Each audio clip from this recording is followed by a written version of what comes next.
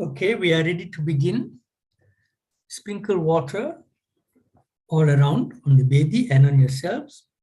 Om apavitra pravitro va sarvavasthang gatopi va yah smaret pundarikaksham sabhahyabhyantaraha suchi. Sip water from the palm of your right hand 3 times. Om Keshavaya Namaha. Om Narayanaya Namaha. Om Madhavaya Namaha. Now rinse your hands. Om Hrishikeshaya Namaha. Om Govindaya Namaha. Om Madhusudanaya Namaha. Put on the goose rings. Om Pavitre Stho Vaishnavyo Saviturva Prasvaut Punamya Chidrena Pavitrena Suryasya Rashmabhi Tasya Te Pavitra Pate Pavitra Putasya Yatkama Pune Tachakeyam.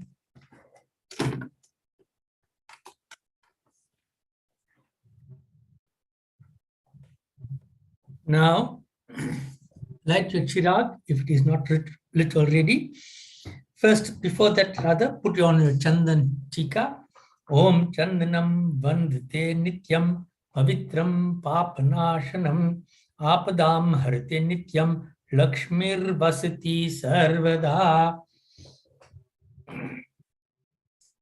Light the chirag. Om bho deepatvam brahma rupa andhakara nivaraka imam maya krtang puja grihasti jo pravardhaya.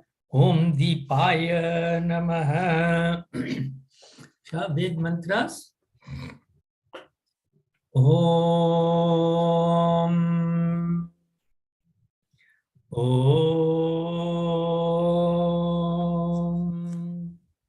Om. Gurur Brahma, Gurur Vishnu, Gurur Devo Maheshwara, Guru Sakshat Parabrahma, Tasmai Shri Gurave Namaha. Dhyan Moolam Gurur Murti, Puja Moolam Guru Padam, Mantra Moolam Gurur Vakyam, Moksha Moolam Guru Kripa. Om Swastina Indro Vridashrava Swastina Pusha Vishwaveda Swastina Starik Shura Rishtanemi Swastino Brihaspatir Dadhatu Om Payah Prithivyam Payah Oshadhishu Payo Divyantarikshe Payodhaha Payasvati Pradishaha Santu Mahyam. Om Vishnuraratamasi Vishnu Shnaptrestho Vishnu Surasi Vishnu Dhruvasi Vaishnavamasi Vishnavetva. Om Agnir Devata Vato Devata Suryo Devata Chandrama Devata Vasavo Devata Rudra Devata Ditya Devata Maruto Devata Vishwe Deva Devata Brihaspatir Devatendra Devata Varuno Devata. Om Dyoho Shantirantariksha Gung Shanti Prithivi Shantir Apah Shantiroshadhaya Shanti Vanaspataya Shantir Vishvedeva Shantir Brahma Shanti Sarvagung Shanti Shantireva Shanti Sama Shantiredhi. Om Vishwani Deva Savitar Duritani Parasuva Yadbhadrang Tanna Asuva Sushantir Bhavatu. Om Ano Bhadraha Kratavo Yantu Vishwato Tabdhaso Aparitasa Odbhidah Devano Yatha Sadamid Vridhe Asanna Prayuvo Rakshitaro Dive Dive.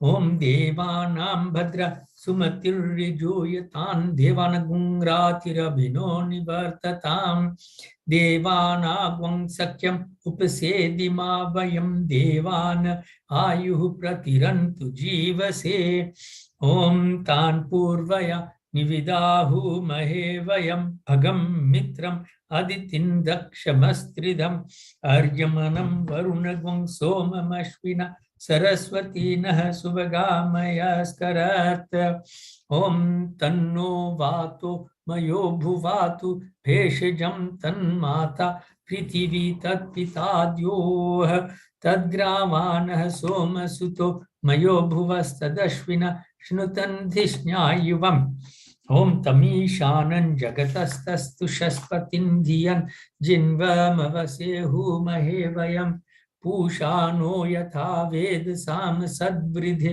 रक्षिता पायुर्दब्धः स्वस्तये ॐ स्वस्ति न इंद्रो वृदश्रवाः स्वस्ति नः पूषा विश्ववेदाः स्वस्ति नस्तार्क्ष्योररिष्टनेमिः स्वस्ति no बृहस्पतिर्दधातु ॐ पृषदश्वा मरुतः कृष्णिमातरः शुभं यावानो विदथेषु जग्मयः अग्निजिह्वा मनवः सूरचक्षसो विश्वेनो देवा अवसागमन्यः ॐ भद्रं कर्णेभिः शृणुयाम देव भद्रं पश्येम आक्षभिर्यजत्राः स्थिरैरङ्गैस्तुष्ट्वा वंशस्तनुभिर्व्यशेमहि देवहितं यदायुः ॐ शतमिन्नु शरदो अन्तिदेवा यत्राणश्चक्रा जरसन्तनूनां पुत्रासो यत्र पितरो भवन्ति मानो मद्यारि ऋषितार्युर्गन्तोः ॐ अदितिर्द्योरदितिरन्तरिक्षम् अदितिर्माता स पिता स पुत्रः विश्वे देवा अदितिः पंचजना अदितिर्जातम् अदितिर्जनित्वम् ॐ ऋचं वाचं प्रपद्ये मनो यजुः प्रपद्ये साम प्राणं प्रपद्ये चक्षुः श्रोत्रं प्रपद्ये वागोजः सहोजो मयि प्राणपानौ ॐ तं पत्नीभिरनुगच्छेम देवः पुत्रैर्भ्रातृभिरुतवा हिरण्यः नाकङ्गृबनानः सुकृतस्य लोके तृतीये पृष्ठे अधिरोचने दिवः ॐ आयुष्यं वर्चस्य ग्वं रायस्पोषमुद्भिदम् इदग्वं हिरण्यं वर्चस्व जैत्राय विशताद्दुमाम् ॐ द्योः शान्तिरन्तरिक्षगुं शान्तिः पृथिवी शान्तिरापः शान्तिरोषधयः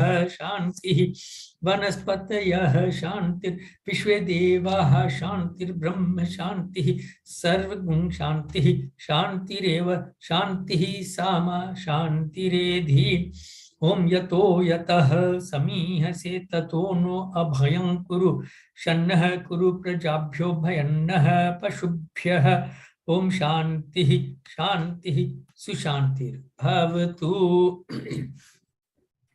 ॐ हे रम्ब त्वमेह्येहि अम्बिका त्र्यम्बकात्मज सिद्धि बुद्धि पत्यत्रक्ष लक्ष लाभ पितुः पितः नागास्य नागहारत्वं गणराजा चतुर्भुज भूषितः स्वायुधैर्दिव्यैः पाशाङ्कुशपरश्वधैः आवाहयामि पूजार्थं रक्षार्थं च मम कृतः इहागत्य गृहाणत्वं पूजां क्रतुं च रक्ष मे ॐ मनोजवं मारुततुल्यवेगं जितेन्द्रियं बुद्धिमतां वरिष्ठं वातात्मजं वानरयुक्तमुख्यं श्रीरामदूतं शरणं प्रपद्ये अंजनीगर्भसम्भूतं कपीन्द्रं सचिवोत्तमं रामप्रियं नमस्कृत्यं नमस्तुभ्यं हनुमान रक्ष सर्वदा ॐ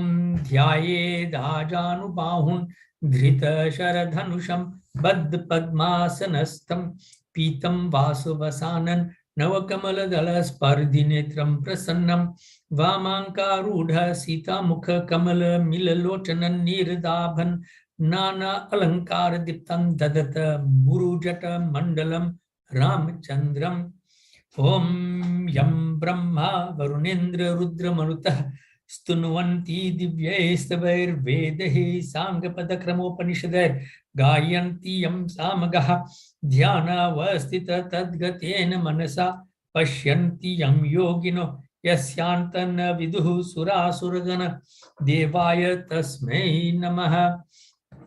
ओम वसुदेव सुतं देव कंसचाणूरमर्दनं देवकी परमानन्दं कृष्णं वन्दे जगद्गुरुं मुखं करोति वाचालं पंगुं लङ्घयते गिरिं यत्कृपातमहं वन्दे परमानन्दमाधवम्।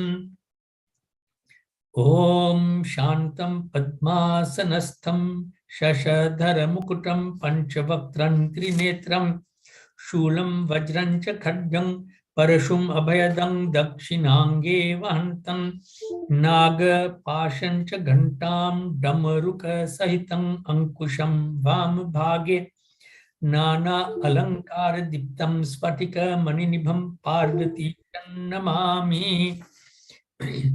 ओम या कुंदेन्दु तुषारहार धवला या शुभ्र वस्त्रावृता या वीणा वरदंड मंडितकरा या श्वेत पद्मासना या ब्रह्म अच्युत शंकर प्रभृतिभिर्देवैः सदा वंदिता सा मां पातु सरस्वती भगवती निःशेषजाड्यापहा।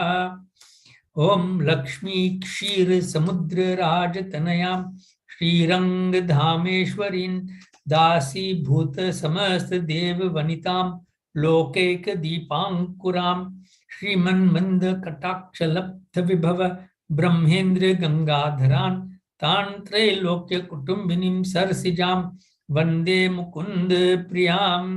ओम सीताराम पवन सुत हनुमान राधे कृष्ण की जय।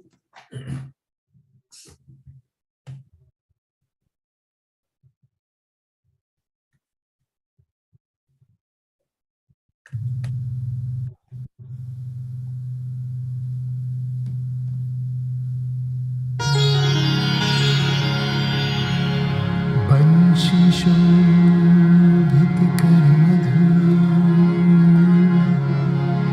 नील जलधि तनुषा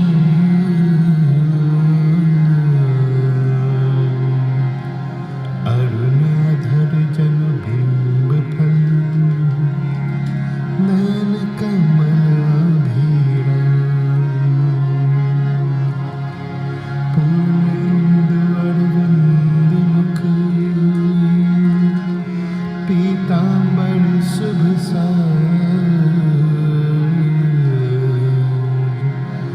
जय मनमोहन मदन चरी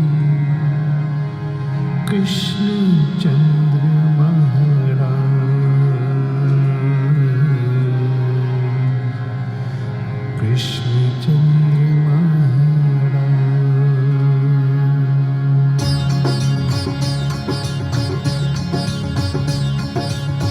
जय यदुनंदन जय जगवंदन जय वासुदेव देवकी नंदन जय यशोदा सुत नंद दुलारे जय प्रभु भक्तन के रखवारे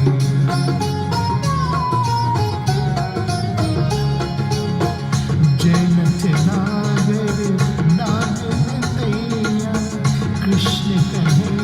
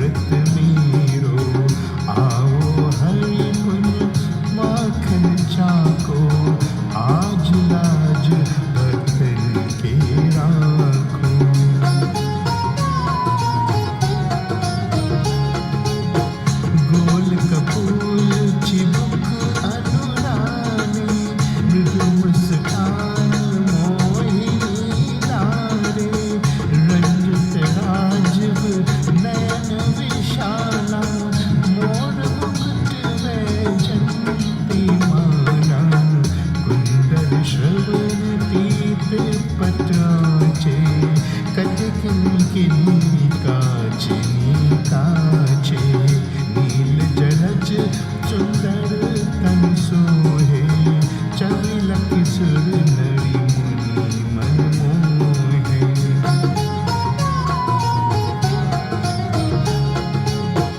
मस्तक तिलक अलख गुलाले आओ कृष्ण बांसुरी वाले करी पैपन उतन नहीं तार्यो अकाबका सुर मार्यो मधुबन जलत अग्नि जब ग्वाला भय शीतल लखत नंद लाला सुरपति जब ब्रज चरियोर साई मुसलधार बारी बरसाई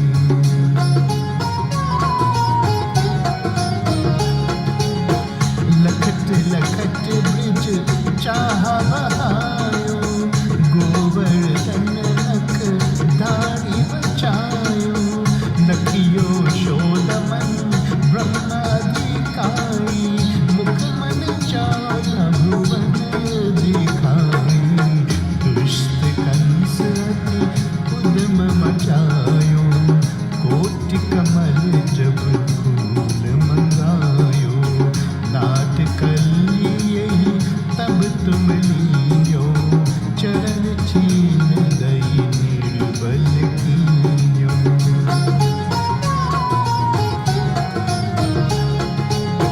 कर गोपिन संग रास विलासा सबकी पूर्ण करी अभिलाषा कीर्ति महा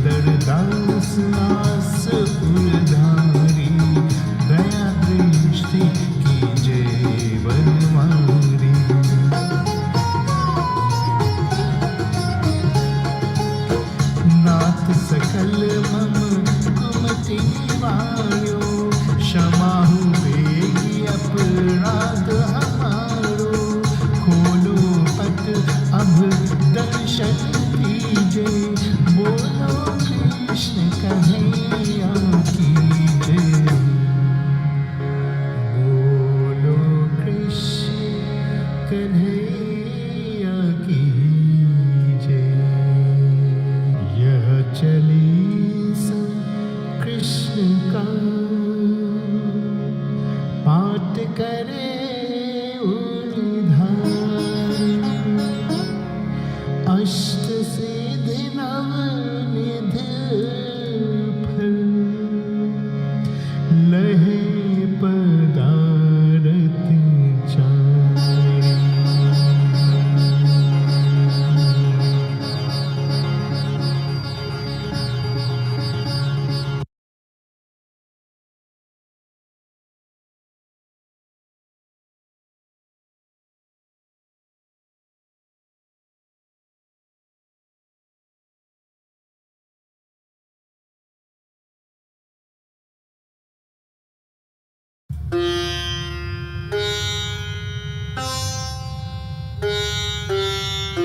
बनवारी रे, जीने का सहारा तेरा नाम रे, मुझे दुनिया वालों से क्या काम रे। बनवारी रे, जीने का सहारा तेरा नाम रे, मुझे दुनिया वालों से क्या काम रे।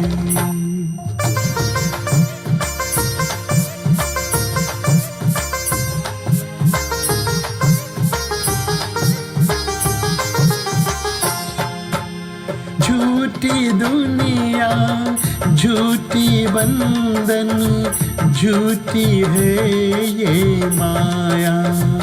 झूठी दुनिया झूठी बंधन, झूठी है ये माया। झूठा सास का आना जाना, झूठी है ये काया। ओ यहाँ सच्चा तेरा नाम रे, बनवारी रे, जीने का सहारा तेरा नाम रे, मुझे दुनिया वालों से क्या काम रे। बनवारी रे, जीने का सहारा तेरा नाम रे, मुझे दुनिया वालों से क्या काम रे।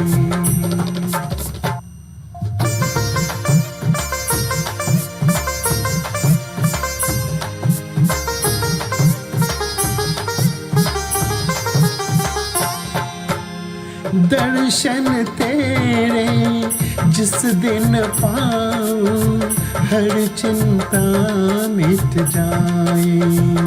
दर्शन तेरे जिस दिन पाऊं, हर चिंता मिट जाए।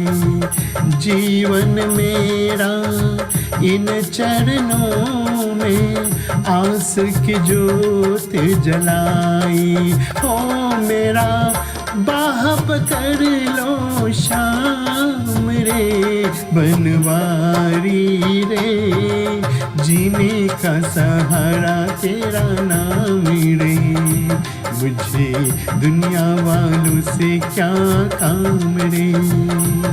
बनवारी रे, जीने का सहारा तेरा नाम रे, मुझे दुनिया वालों से क्या काम रे।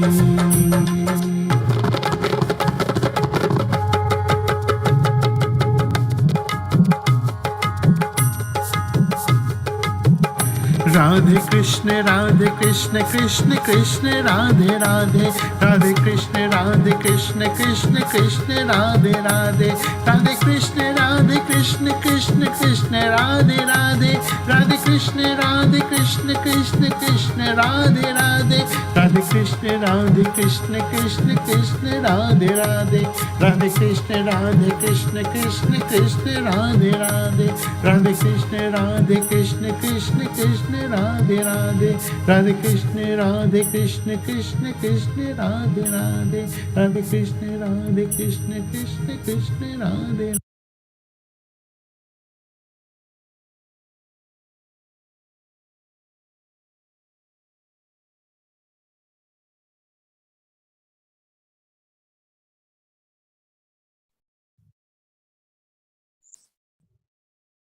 जय श्री राम, जय श्री कृष्ण।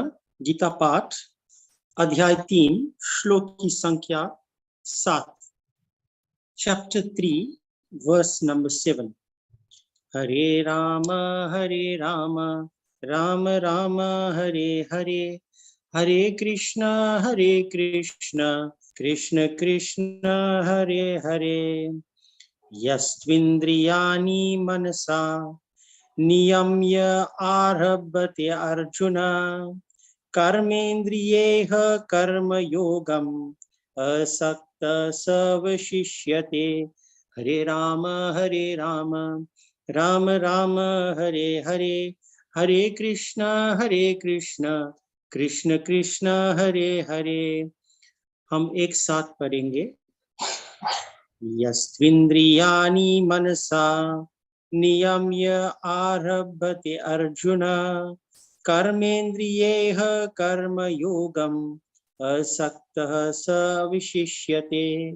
हरे राम राम राम हरे हरे, हरे Krishna Krishna Krishna Hare Hare.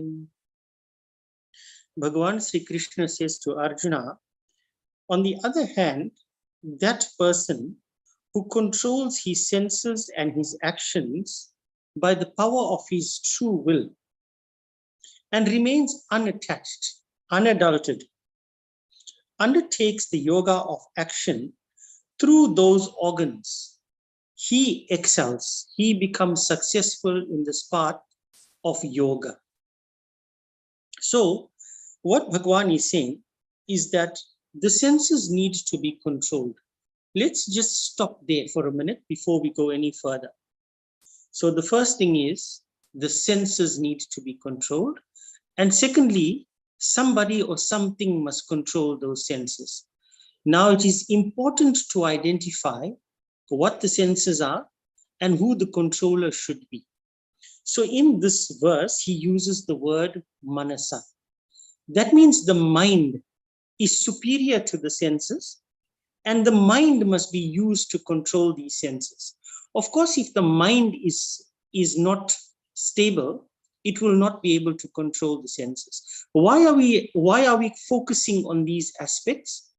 Because if, for example, you need to take 1 kilogram of grains and put it into a bag, we need to firstly know that this is 1 kilogram of grains.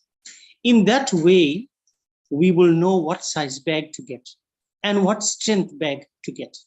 Otherwise, we are not going to be able to successfully bag the grains. Now, similarly, in this process of controlling the mind, we need to know what, controlling the senses, we need to know what tool we are going to use to control those senses and what the senses actually are. In that way, we can plan ourselves and be successful in this task. Saying that we must control the senses does not mean we must simply sit still. That does not mean control the senses. Control the senses means to use the senses for exactly what you want it to do. So the senses must not act according to their own tastes or their own attractions. They must act according to how you want it to act. So it is the mind that is superior to these senses that must control the senses. Now, what are the senses? We've heard about this before. They have been categorized into 2 parts, Jnana Indriya and Karma Indriya. So, Jnana Indriya means the senses of perception. That means hearing, touch, sight, taste, and smell. These are the senses of perception. And the organs of action or the karma indriya are speech, the hands, the limbs, the feet, the reproductive organs, and the organs of excretion. So these, if you add up the first 5, the organs of perception and the organs of action, you will see that they become 10 in number. They become 10 in number. And the organs of perception actually cause the organs of action to act. So when we hear something, we want to react to it. So the ears receive that sound. The mind is supposed to process it and decide what is the cause of action. Sometimes the tongue starts to act without the mind giving sufficient attention to what needs to be said. So now there's a loss of control. There's not absolute control. But if the mind is strong enough, after it receives this message, it will process it carefully enough and decide. It will act as a filter, and it will then decide what must be spoken. So you can see that there are different organs that are responsible for causing us to act in the manner in which we act. So once we now know what the playing fields are all about, we now can act in a manner so that we can bring them under our control. So let's use one example quickly. We are looking at the organ of hearing, which is the ears. Now, obviously, if we hear something that is going to bring about negative action from us, what is the rule of overcoming that? One, we must be able to learn to ignore what we have heard, if we have already heard it and it is unsavory, and we may choose not to act. Or secondly, we must ensure that the ears are listening to things which are positive, that will cause us to act positively. Which brings us to the subject of the related matter, which is music, for example. We can listen to various kinds of music. For example, we can listen to rap music which has vulgar language in it, or has sexual connotations in the song. What will happen? It will direct the mind in a certain way. And if you're not strong enough, that very thought can cause you to act in a manner which is unbecoming of you. Alternatively, if you want to give yourself a better chance, you should listen to Ramanam. You should listen to Harinam. That too will have a positive effect on your mind and will cause you to behave in a better manner. It will cause you to think about God rather than to think about something that is going to have repercussions for you, negative repercussions. So see how the mind and the senses are interlinked with one another. When the mind is not trained to be strong enough, the senses must not be exposed to things which can cause a further weakness of the mind.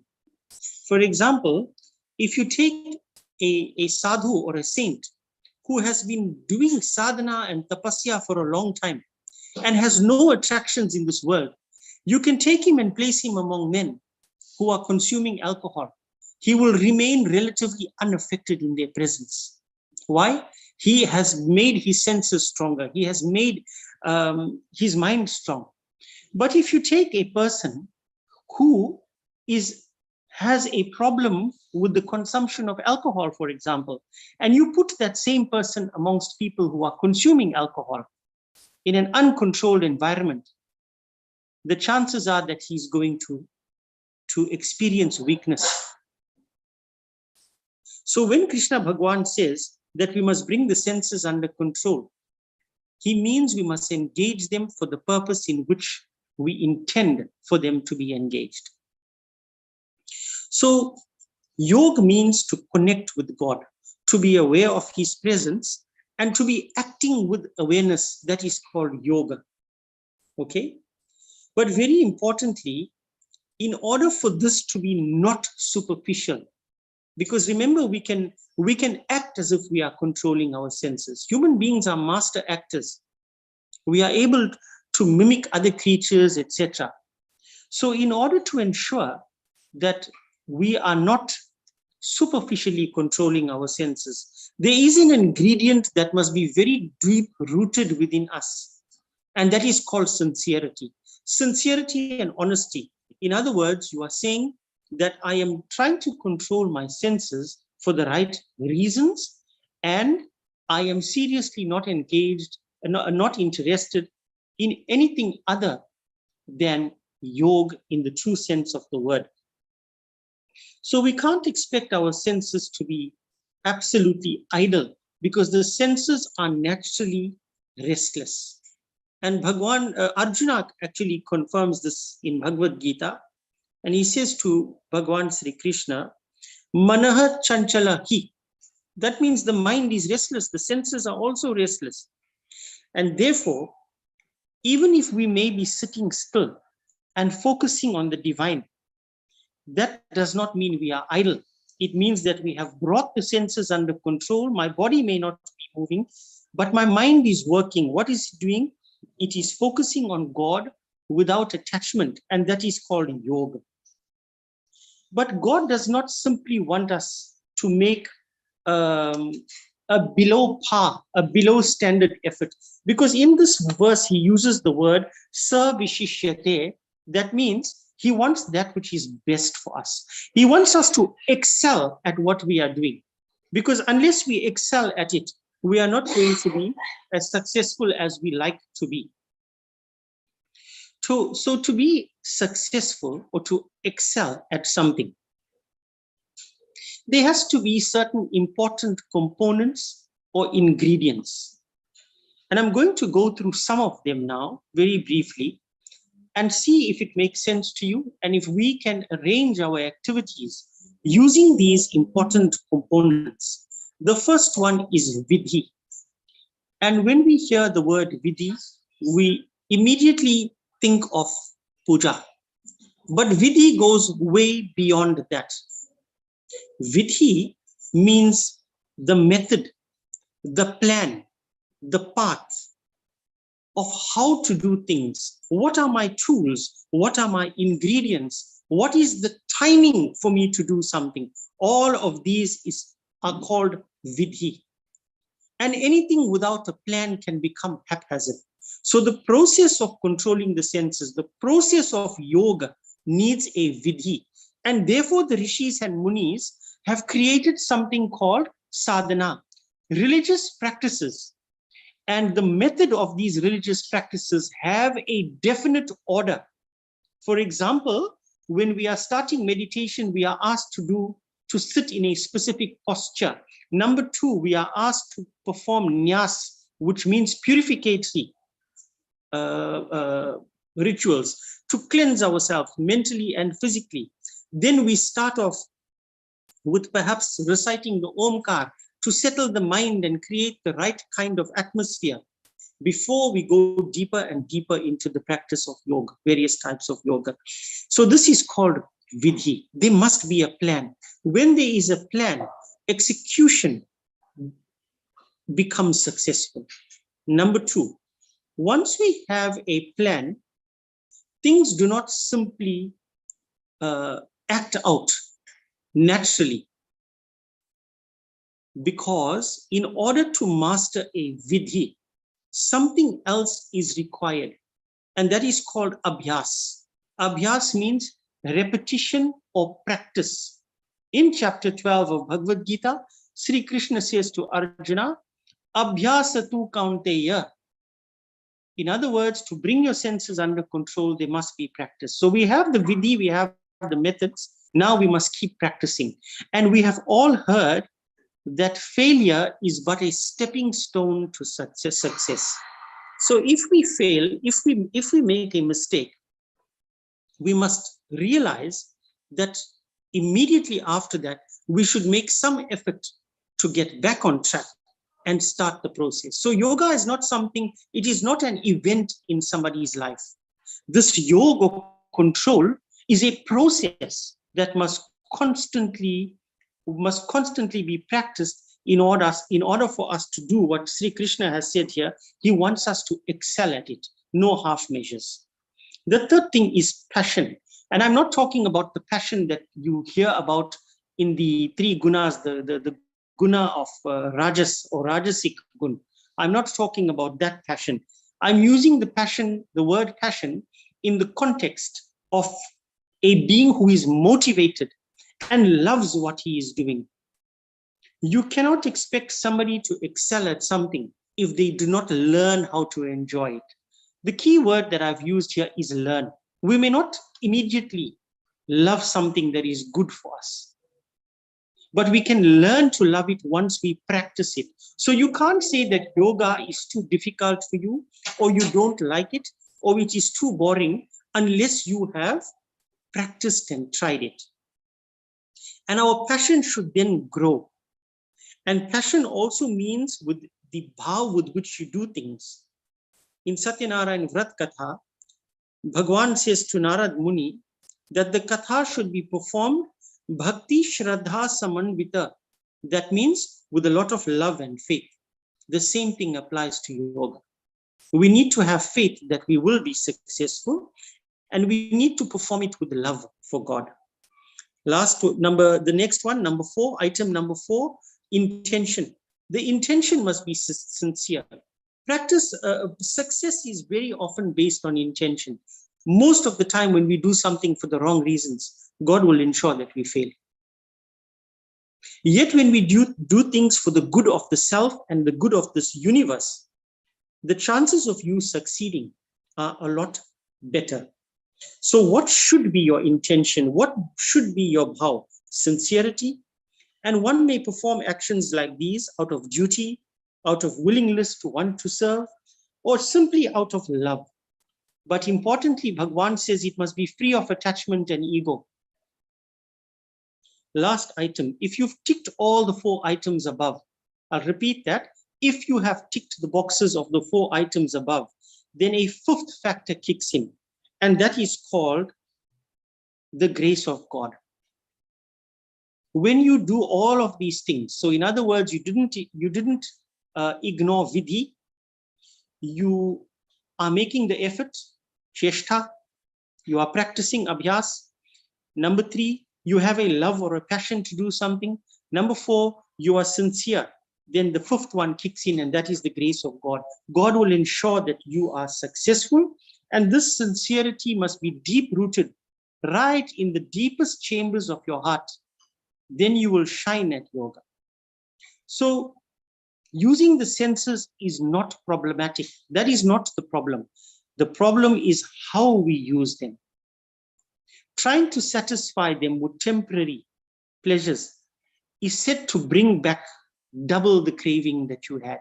Krishna Bhagwan says the senses cannot be satisfied. So let us change the thought that I must satisfy my senses, or I am doing this to satisfy my senses, because we are not capable of satisfying our senses. That is the verdict of Bhagavad Gita. That which initially may not sound very attractive, when it is tried, it becomes the boat of our rescue, and the ultimate fulfillment comes to us once we become accustomed to it. And how do we become accustomed to it? Abhyasa. Jai Shri Krishna.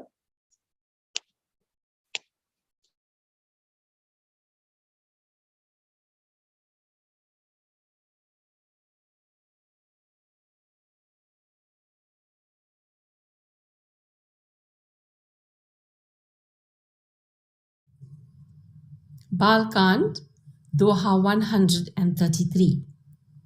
जेहि सुमिरत सिद्धि होय सीताराम, गणनायक करिबर बदना, करो अनुग्रह सोय सीताराम, बुद्धि राशि शुभ गुण सदना, मूक होई बाचाल सीताराम, पंगुचरे गिरिवर गहना, चासु कृपा सुदयाल सीताराम, द्रवो सकल कलिमल दहना, नील सरोरुह श्याम सीताराम, तरुण अरुण बारिज नयन करो सो मम उर्धाम सीताराम सदा क्षीर सागर शयन कुंद इंदु समदेह सीताराम उमार मन करुणा अयन जाहि दीन परने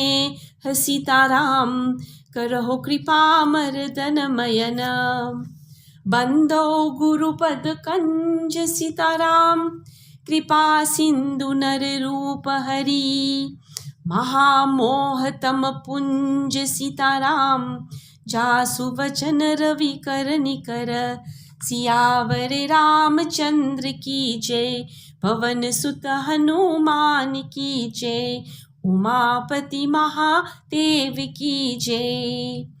कथा आरंभ होत है सुनो वीर हनुमान रामा सुनो वीर हनुमान आसन को प्रभु आए सिया सखा सहित भगवान सिया वर रामचंद्र की जय पवन सुत हनुमान की जय उमापति महादेव की जय।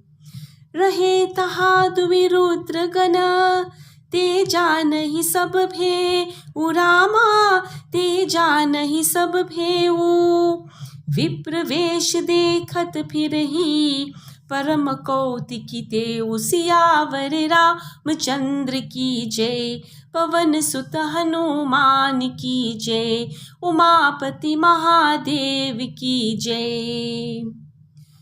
जेहि समाज बैठे मुनि जाई हृदय रूप अह मिथि अधिकाई तह बैठे महेश गण दो विप्र वेश गति लखइन को करहि कूटिना रदहि सुनाई नीकी दीन्हि हरि सुंदरताई रिझहि राज कुंवरी छवि देखी इरहि बिरहि हरि जानी विशेषी मुनहि मोह मन हाथ पड़ाए हसी शंभु गण अति सचुपाए जदपि सुनहि मुनि अजपति बानी समहु जिन पर ही बुद्धि भ्रमर सानी काहू न लखा सो चरित विशेषा सो स्वरूप नृप कन्या देखा मरकट बदन भयंकर देही देखत हृदय क्रोध भाते ही तुम्ही मेरे मंदिर तुम्ही मेरे पूजा तुम्ही मेरे राम हो तुम्ही मेरे श्याम हो। सखी संग ले कुंवरी तब चली जनुराज मराल रामा चली जनुराज मराल देखत फिर ही महीप सब कर सरोज जयमाल सियावर रामचंद्र की जय पवन सुत हनुमान की जय उमापति महादेव की जय। जय श्री राम। इस समारोह में भगवान शिव के 2 सेवक आए। At this function, Shivji's 2 attendants happened to be there, disguised as Brahmins. They knew the whole secret and went about seeing the fun. Narad ji अपने हृदय में रूप का बड़ा अभिमान लेकर जिस पंक्ति में जाकर बैठे थे, ये शिव जी के दोनों गण भी वहां बैठ गए। In the row where Narad Muni sat, being extremely proud of his beauty, the 2 attendants of Shivji also sat. उन्होंने उस पर टिप्पणी की। They flung sarcastic comments at him, saying that Hari has given this man such excellent beauty that the princess Vishwamohini will be filled with love for him, and she will most certainly choose him for Hari himself. तो हरि शब्द का अर्थ बंदर भी होता है. The word Hari also means monkey. So the attendants of Lord Shiva therefore indirectly hinted that Narad Muni looked like a monkey. But Narad Muni had the inability to distinguish between what is real and what only seems to be real. प्यार ने नारद मुनि का दिल चुराया था. His heart had been stolen by love. The attendants of Lord Shiva felt amused at this and greatly enjoyed the fun. भले ही नारद मुनि ने उनके शब्दों को सुना, लेकिन वे उसका पालन नहीं कर सके. Even though Narad Muni heard their mocking words, he could not follow it because his reason was clouded by an intense but short-lived passion for Vishwamohini. And we know that among the most troubling effects of love is its tendency to suspend rational judgment and logic. And this is exactly what Narad Muni did. इस विशेष चरित्र को और किसी ने नहीं जाना, केवल राजकन्या ने वह रूप देखा. No one else could see this ugly form of Narad Muni. Only the princess saw his ugly face. उनका बंदर का मुंह और भयंकर शरीर देखते ही कन्या के हृदय में क्रोध उत्पन्न हो गया. The moment she saw his monkey-like face and frightful form, she was filled with rage. यह घटना जितनी मजेदार लगती है, दो महत्वपूर्ण शब्द यहाँ उभर रहे हैं. As much as this incident sounds funny, two important words spring up here. एक बाहरी रूप है. One is outward appearance. Every day, many people are judged on the way they look or what they are wearing. A huge amount of money is spent each year on the way we look, whether it's clothes, haircut, exercise regime, or even plastic surgery. हमें अपने बाहरी स्वरूप को प्रभावित नहीं होने देना चाहिए कि हम अंदर से कौन हैं. We should not let our outer appearance affect who we are on the inside. It is unjust to judge someone on the way they look, but we all still do. It is really sad, actually, that people may make assumptions on our personality depending on how we look. Physical appearance is important, but not to the extent where we become obsessed with it. Another word that springs up in this Jopai is sarcasm. Now, the two attendants of Shivji said the opposite of what they really meant in order to mock Narad Muni. Now, whether sarcasm is a sign of intelligence or not, इससे दूर रहना ही हमारे लिए बेहतर है. It is best for all of us to stay away from this particular form of expression. The reason for doing this is simple. 1, sarcasm expresses a poisonous sting. 2, it makes a person feel worthless. 3, it hurts people.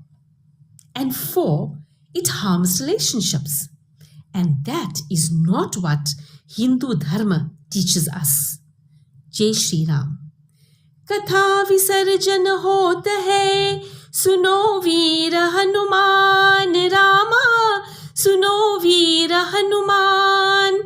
आसन को प्रभु चाहिए, सिया सखा सहित भगवान. सियावर रामचंद्र की जय, पवन सुत हनुमान की जय, उमापति महादेव की जय.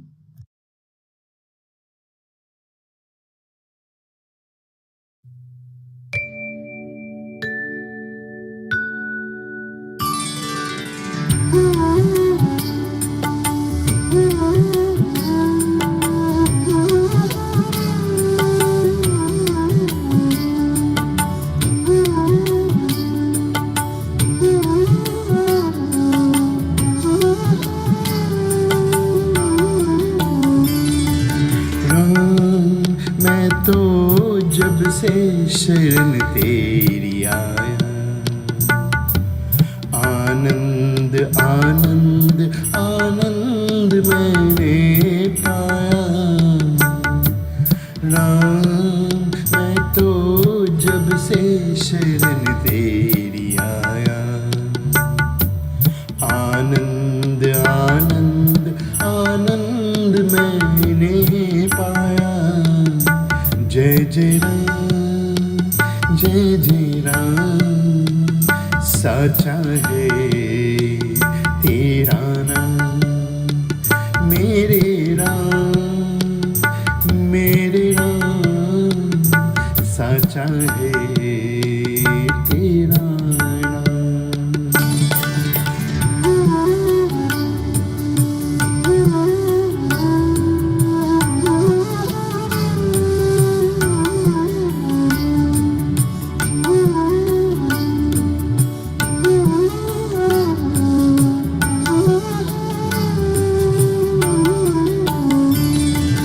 अंधकार में भटक रहा था, सूझे न कोई किनारा। तूने मन में जो जलाकर दूर किया अंधियारा। अंधकार में भटक रहा था, सूझे न कोई किनारा। तूने मन में ज्योत जलाकर दूर किया अंधियारा। तू ही है एक सहारा, जीवन का सच पाया। राम मैं तो जब से शरण तेरी आया, आनंद आनंद आनंद मैंने पाया। जय जय राम जय जय राम, साचा है तेरा नाम। मेरे राम साचा है तेरा नाम।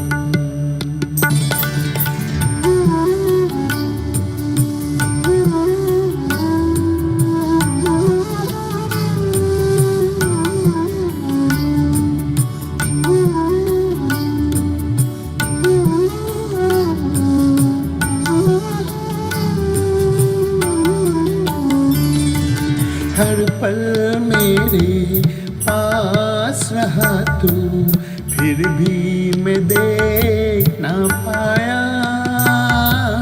जगबंधन में ऐसा उलझा, पास न तेरे आया। हर पल मेरे पास रहा तू, फिर भी मैं देख ना पाया।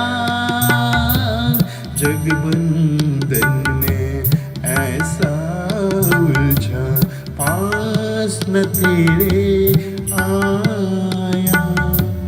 भटक हुई राही को राह पे तूने लगाया। मैं तो जब से शरण तेरी आया, आनंद आनंद आनंद मैंने पाया। जय जय राम जय जय राम, साचा है तेरा नाम। मेरे राम साचा है तेरा नाम, साचा है तेरा नाम, साचा है तेरा नाम।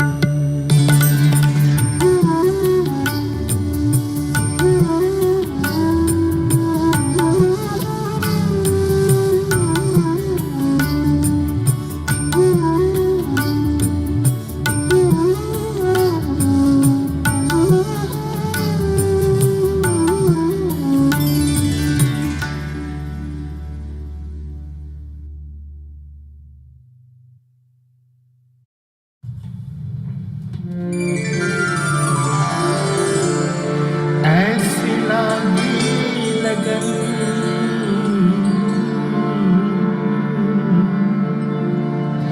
ऐसी लागी लगन,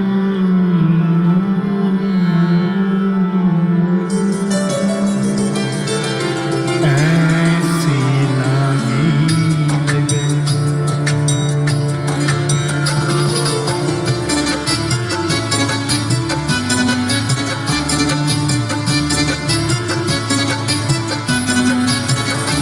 ऐसी लागी लगन, मेरा हो गई मगन, ऐसी लागी लगन, मेरा हो गई मगन।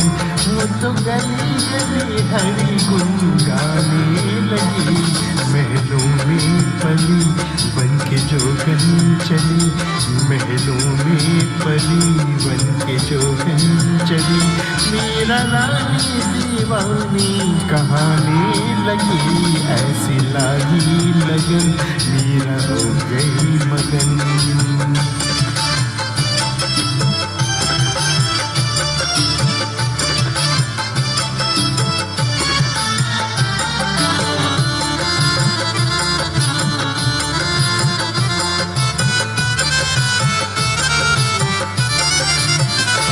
कोई रोके नहीं, कोई टोके नहीं, मेरा गोविंद गोपाल गाने लगी।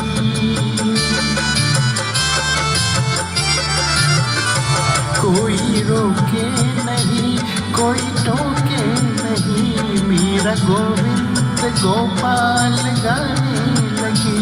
बैठी संतों के संग रंगी मोहन की रंग, मेरा प्रेमी प्रीतम को मनाने लगी। वो तो गली गली हरी गुन गाने लगी, ऐसी लागी लगन, मेरा हो गई मगन, ऐसी लागी लगन, मेरा हो गई मगन। वो तो गली गली हरी गुन गाने लगी, महलों में पली बन के जोगन चली। मेरा रानी दीवानी कहानी लगी, ऐसी लागी लगन, मेरा हो गई मगन। ऐसी लागी लगन, मेरा हो गई मगन।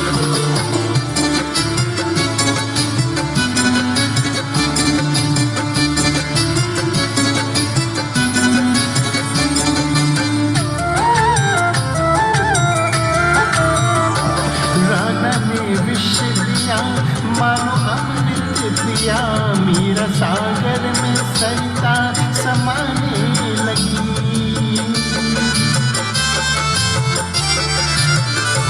राधा ने विष दिया मानो अमृत पिया, मेरा सागर में सरिता समाने लगी। दुख लाखों सही मुख से गोविंद कहे, मेरा गोविंद गोपाल गाने लगी। वो तो गली गली हरी गुन गाने लगी, ऐसी लागी लगन, मेरा हो गई मगन, ऐसी लागी लगन, मेरा हो गई मगन। वो तो गली गली हरी गुन गाने लगी, महलों में पली बन के जोगन चली। मेरा रानी दीवानी कहानी लगी, ऐसी लागी लगन, मेरा हो गई मगन। ऐसी लागी लगन, ऐसी लागी लगन, ऐसी लागी लगन, मेरा हो गई मगन।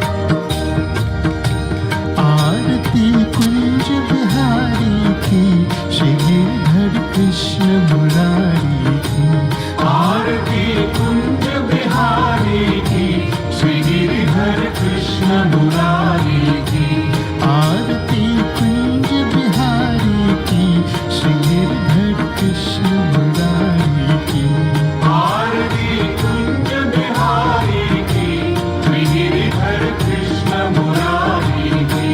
गले में वैजयंती माला, बजावे मुरली मधुर भाला, श्रवण में कुंदन जल काला, नंद के आनंद नंद लाला, गगन सम अंग कंठ काली, राधिका चमक रही आली, लटन में ताहे बनमाली, ब्रह्म सी अलग कस्तूरी तिलक, चंद सी झलक ललित छवि श्यामा प्यारी की, श्री गिरधर कृष्ण मुरारी की, आरती कुंज बिहारी की, श्री गिरधर कृष्ण मुरारी की, आरती कुंज बिहारी की, श्री गिरधर कृष्ण मुरारी की। कनक में मोर मुकुट बल से, देवता दर्शन को तरसे, गगन सो सुमन राशि बरसे, बजे मूर्छंग मधुर मृदंग, वालिनी संग अतुल रस गोप कुमारी की, श्री गिरधर कृष्ण मुरारी की, आरती कुंज बिहारी की, श्री गिरधर कृष्ण मुरारी की, आरती कुंज बिहारी की, श्री गिरधर कृष्ण मुरारी की।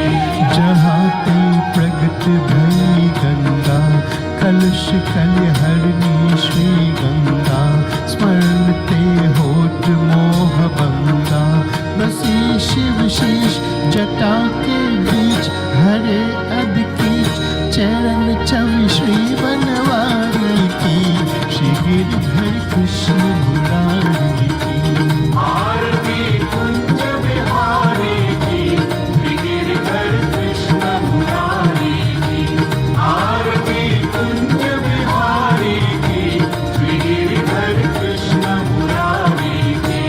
चमकती उज्ज्वल तट रेणु, बज रही वृंदावन वेणु, जहाँ दिशि गोपी ग्वाल देनु, बजत मृदंग चांदनी संग, कटक भव फंग तेन सन दीन भिखारी की, श्री गिरधर कृष्ण मुरारी की, आरती कुंज बिहारी की, श्री गिरधर कृष्ण मुरारी की, आरती कुंज बिहारी की, श्री गिरधर कृष्ण मुरारी की, आरती कुंज बिहारी की, श्री गिरधर कृष्ण मुरारी की, आरती कुंज बिहारी की, श्री गिरधर कृष्ण मुरारी की, आरती कुंज बिहारी की, श्री गिरधर कृष्ण मुरारी की।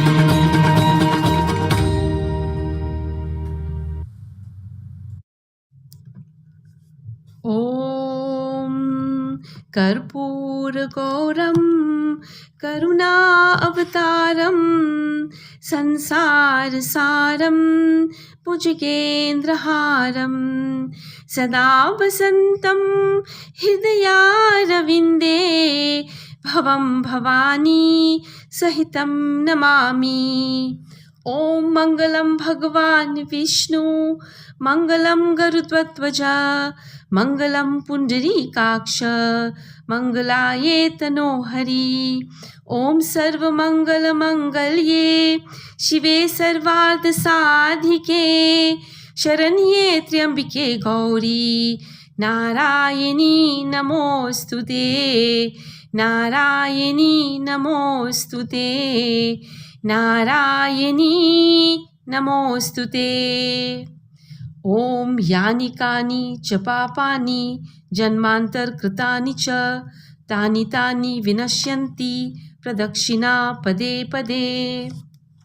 ॐ सर्वेषां स्वस्तिर्भवतु, सर्वेषां शान्तिर्भवतु, सर्वेषां पूर्णं भवतु, सर्वेषां मङ्गलं भवतु, सर्वे भवन्तु सुखिनः, सर्वे सन्तु निरामयाः, सर्वे भद्राणि पश्यन्तु, मा कश्चित् दुःखभाग् भवेत्।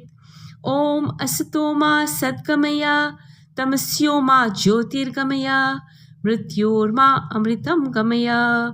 ॐ पूर्णमदः पूर्णमिदं पूर्णात् पूर्णमुदच्यते, पूर्णस्य पूर्णमादाय पूर्णमेवावशिष्यते।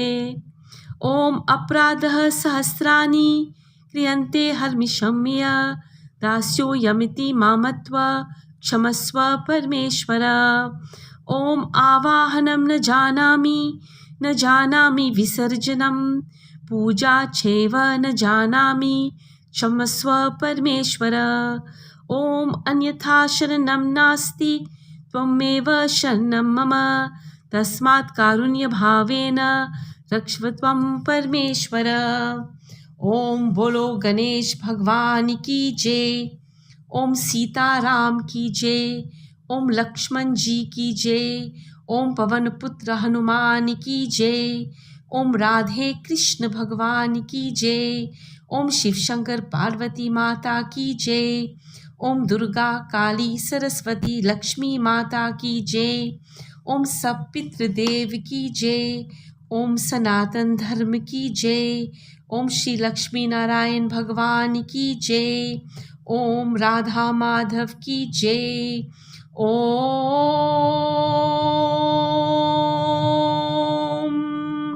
नमः पार्वती पतये, हर हर महादेव हर। जय जय श्री राधे, जय जय श्री राधे, जय जय श्री राधे श्याम। जय सिया राम।